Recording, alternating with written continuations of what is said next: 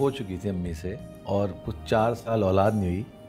Okay. तो मेरी दादी ने कहा कि भाई कुछ ये क्या दूसरी हो रहा है? शादी 4 कर साल लेते हो हैं। गए। ओहो। बताया था मैंने आपको कि वो अब्बा ने कहा कि मैंने सिर्फ औलाद कमाई है। कहा कि इसको रिकॉर्ड करो, जो मैं कह रहा हूँ ना सब सुनो गौर से। तो उन्होंने एक शेर कहा था कि मेरी ज़िंदगी है जालिम तेरे गम से आश्कारा, वो खुनक खुनक हवाएं, वो झुकी झुकी फिजाएं, वो नज़र भी क्या नज़र है जो समझ ना ले इशारा। तो या तो औलाद कमाएंगे या पैसा कमाएंगे। लेकिन यार 10 बच्चों को माशाल्लाह पला बढ़ा के जवान करना, ये करना ये कोई तो आसान ये काम तो है? वो उनका ही इससे बड़ी क्या क्या कोई मोहब्बत का इज़हार है। और आज बहुत से जो मेरी सिस्टर वगैरह हैं वो यही कहती हैं कि आज हम यहाँ पे जो अच्छी ज़िंदगी गुजारा अब्बू की वजह से ही है। उनका डिसीजन अच्छा था। कि वरना यहाँ- उठा, हाँ मतलब एक बड़ा उस जमाने में तो निकलना। और ऐसा ये आपस में आपके वालिदैन की एक दूसरे से कैसी रिलेशनशिप थी? बहुत अच्छी, हंसी मजाक, कॉमेडी, गपशप। अब्बू बहुत मजाक करते थे। क्या प्यार की शादी थी, अरेंज शादी थी अम्मा अब्बा की? नहीं नहीं, एक्चुअली मेरे अब्बू की तो शादी हो चुकी थी अम्मी से और कुछ 4 साल औलाद नहीं हुई। ओके। तो मेरी दादी ने कहा कि भाई कुछ ये क्या दूसरी हो रहा है? शादी 4 कर लेते साल हो हैं। गए। ओहो, उस जमाने में ही होता था। और तो मेरी अम्मी रिश्ता देखने गई। नहीं नहीं। हाँ हाँ, अच्छा, मेरी अम्मी साथ रिश्ता देखने गई। तैयार हो गई। हाँ ठीक है। बहुत सीधे लोग होते थे पहले के सर। अब वाली जनरेशन नहीं है, वो बहुत सारा, अब वो आने ही बंद हो गए हैं। वो हाँ बिल्कुल वो खत्म हो लोग गई, बंद हो फैक्ट्री गए, बंद हो चुकी। वो खत्म हो जैसे गया। रेशमा की आवाज एक खास जमाने की है, बस वो वहाँ पे रुक गई। उस जमाने की आवाजें बंद हो गई। तो वही था कि वो अम्मी गई थी। फिर वो दादा जो थे हमारे, वो जरा से उन्होंने कहा ये क्या हुआ? उन्होंने ये क्या हो रहा है। फिर उन्होंने कहा कोई नहीं, इंशाल्लाह अल्लाह है ना, हो जाएगा। अच्छा, वो भी वली टाइप के कोई इंसान थे? ये दादा, हाँ। ये दादा मोहतम देवबंद हैं। और दारुल उलूम देवबंद जो है, मेरे परदादा हज़रत कासिम ननौतवी की, तो बहुत बड़ा हमारा खानवादा है। जो आपके जितना मिडल ईस्ट है वहाँ पे हमारी बुक्स जाती हैं, बहुत से लाखों लोग पढ़ने जाते हैं। माशाल्लाह। बैकग्राउंड बहुत बड़ा है जो मैं नहीं बताना चाह रहा था, लेकिन अब नहीं बता दें यार, आप ही का बैकग्राउंड है, मेरा नहीं है भाईजान। आप ही की बात सुनने के मेरी लिए फील्ड बहुत डिफरेंट है ना। तो कोई फर्क नहीं पड़ता है यार। आपकी वो भी आपके माशाल्लाह तारिक जमील साहब से लेके सब फॉलोअर्स हैं, सब वहीं से पढ़ के और सीख के आए हैं। तो मैं इस बात को डिस्क्लोज इसलिए नहीं करता कि क्या जरूरत नहीं, लेकिन मतलब उनका इन्फ्लुएंस, उन्होंने कहा कि नहीं होगी औलाद है। बस फिर अल्लाह का करम हो गया। पैसे की कमी रही या बहुत नहीं ज्यादती यार, रही, हमारे या घर में दरमियानी कभी भी रहा? हम लोगों ने इन चीज़ों पे फोकस ही नहीं किया। सब बहन भाइयों ने जो मिला खाया। अच्छा, वो अक्सर मुझे भी याद है कि वो कहते थे भाई अब आज नहारी खाते हैं, तो हम कहते अच्छा नहारी खाएंगे। तो हमारे घर में इतना बड़ा तशला होता था, तो सब इस तरह बैठते थे, उस तशले में सब खाते थे। ये जो वालदा हैं आपकी, इनको अगर आप डिस्क्राइब करें इनकी ज़िंदगी को, क्योंकि बाकायदा ज़िंदगी पूरी गुजार के अब तो आप एक किताब लिख सकते हैं अपनी वालदा पे। बिल्कुल। तो कैसे देखते हैं उनकी स्ट्रगल को?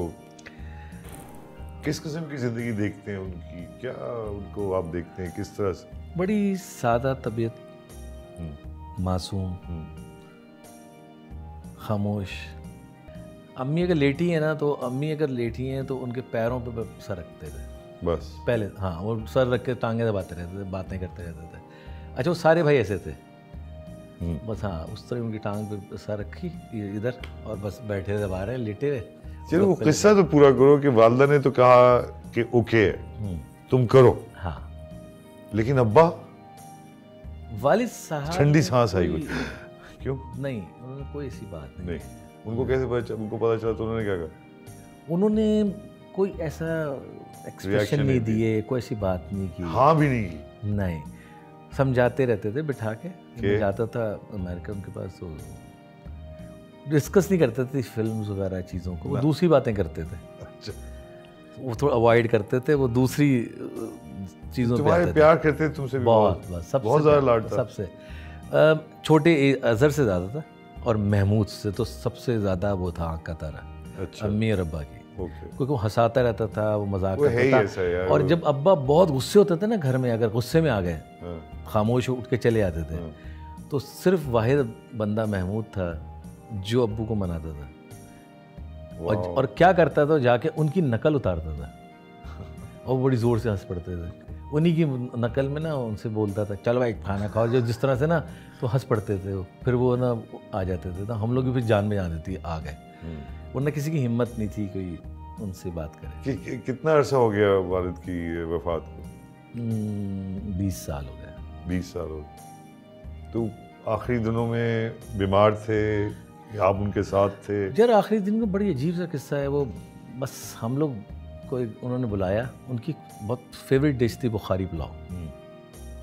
मेरी बड़ी बहन बनाती थी बहुत अच्छी, इसमें गाजर टमाटर और ये सब डाल, बड़ी स्पेशल डिश है। आज बुखारी पुलाव पकाने का खाने का दिल कर रहा है, वही पकाओ। फिर जो मेरे भांजे भतीजे थे कासिम बालम, सबको बुलवाया, सारे भाइयों को बोला आज कोई काम पे नहीं जाएगा, आज सब मेरे साथ बैठोगे।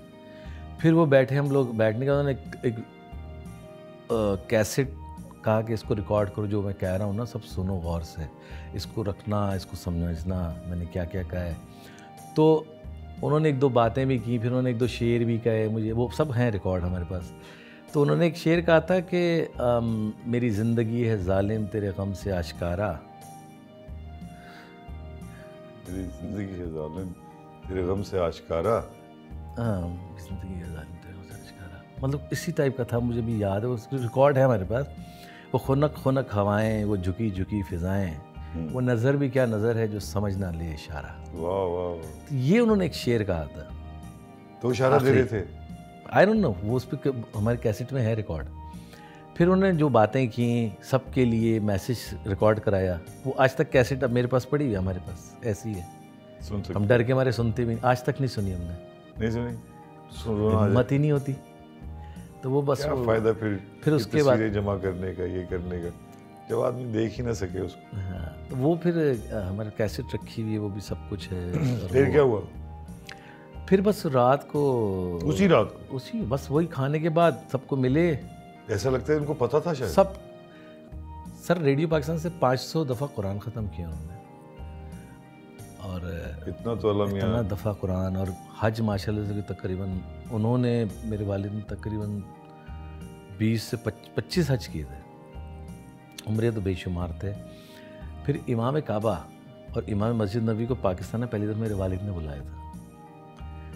तो जब कौसर अजीज़ साहब और सारे बैठे हुए कह रहे थे कि ये तो 25-30 लाख लोग आएंगे, इनको हम कैसे करेंगे, ना हमारे पास इतने स्पीकर हैं, ना हमारे पास सिस्टम उस ज़माने में नहीं था, तो क्या करें। सारे बैठे हुए थे, हाजी कासिम अब्बास बैठे, उसको भुट्टो साहब की गवर्नमेंट थी, तो वालिद साहब भुट्टो साहब के साथ थे, तो वो पूरा हज वकाफ और सब बैठे थे कौसर साहब। इतने बड़े बड़े काम करने वाला आदमी, तो इसका मतलब ये हुआ कि आखिर में तो खाना खिलाया, सबसे बात की। और उसके बाद ये जो बात है ना, जो मेरे वालिद साहब ने, तो सब बैठे हुए कह रहे थे हम इतने, हमें तो 10,000 स्पीकर चाहिए, 25-30 लाख लोग होंगे, कैसे नमाज़ पढ़ेंगे जुम्मे की। तो वालिद साहब ने क्या कहा कि अनाउंस करो कि सब रेडियो लेकर आए अपना। वाह। तो जब रेडियो लेकर आए, तो फिर जब रेडियो लोगों ने आगे रखे और फिर नमाज पढ़ी, वाह वाह वाह, तो वो स्पीकर्स की ज़रूरत नहीं पड़ी। ये जीनियस था उनका। हाँ, तो ये उसी रात को इंतकाल हो गया। उसी रात को वो गए हैं। हाँ।